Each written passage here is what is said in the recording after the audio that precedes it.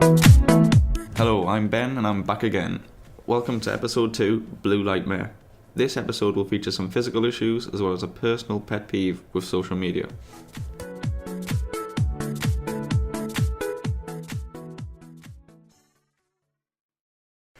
If someone told you that social media might be affecting your sleep patterns, you may be a bit confused, but there is an argument for it being true.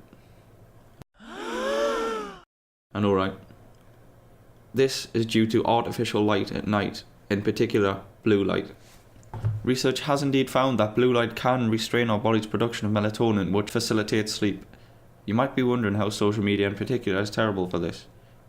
But basically, it's down to getting a notification, then you click on that notification, you scroll through social media, the addiction factor sets in, and you keep on scrolling, and absorbing all this light, and obviously this is always disrupting your sleep, which of course is terrible for physical health. Speaking of scrolling through social media, I'm now going to discuss the so-called gambling algorithm.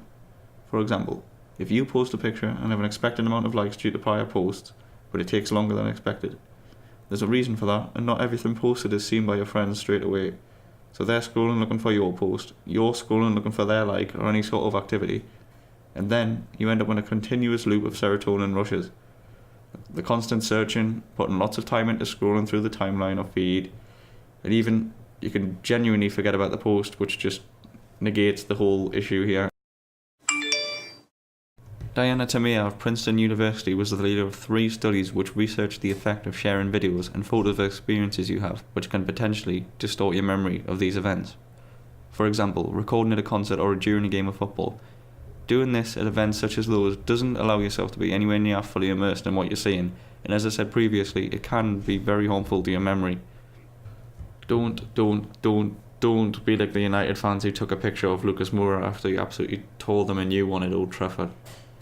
Be like the Newcastle fans at the Vitality Stadium. Get yourself arrested after celebrating a last-minute equaliser from Big Salo Rondon. Final topic of this episode, general social media toxicity. This section isn't scientific or factual, but in my opinion, it's still a massive issue of social media. Absolutely infuriating. There's far too many different types of toxicity you can find on there, so I'll keep it narrowed down to recent events. E.g., so-called fans of film, having their bias so clear to see. Film review site Rotten Tomatoes had to remove or alter their rating system due to a massive amount of negative reviews about Marvel's Captain Marvel. Yeah, everyone has the right to their opinion, but these review bombs came from people who haven't even seen the film and judging it on a female-led film, and for the lead actor, Brie Larson, who, oh my days, has amassed a large amount of hate. Not so much now, I think it's sort of cooled down, but it was genuinely for a quote about inclusivity and diversity in a press junkets was taken horribly out of context. How this is relating to social media is the fact that it gives these people who are genuinely just jumping on the hate wagon a platform to build on and spread like an echo chamber. And of course you can't stop it because technically they're not really doing anything wrong, but for me it's just so negative and so wrong, and I just cannot stand it. Sorry the end of the episode was a bit ranty there, but I just had to get it off my chest, and I feel like it was good to put it in this episode because it sort of gives a personal view of one of my issues with social media, not so much factual or physical.